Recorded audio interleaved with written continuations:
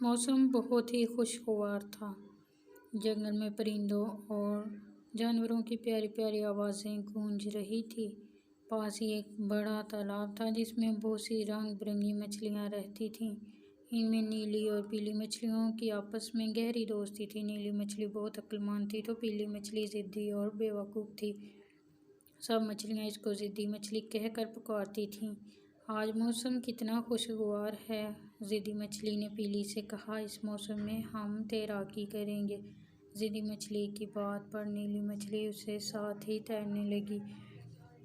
ابھی تھوڑی دور ہی گئی تھی کہ انہیں دو مچھیرے دکھائی دیے۔ انہیں دیکھتے ہی مچھیروں نے وہاں جال ڈال دیے۔ یہ دیکھ کر دونوں مچھلیاں واپس اپنے ساتھی مچھلیوں کی طرف بڑھ گئیں اور انہیں مچھیروں کے خطرے سے آگاہ کیا۔ باقی مچھلیاں تو مچھیروں کے جال سے دور چلی گئیں مگر ضدی مچھلی کی عقل میں یہ بات نہ سمائی۔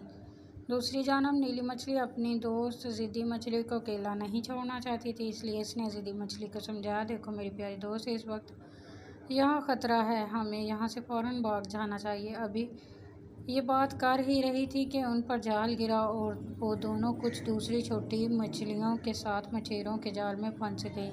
جب مچھیروں نے جال کی سب مچھلیاں ایک ٹوکری میں ڈالیں تو نیلی مچھلی کو بے دم دیکھ کر بولا، یہ تو مری ہوئی ہیں، یہ میرے کسی کام کی نہیں۔ یہ کہہ کر اس نے نیلی مچھلی کو واپس تالاب میں پھینک دیا اور باقی مچھلیوں کو چاقو سے کاٹنے لگا۔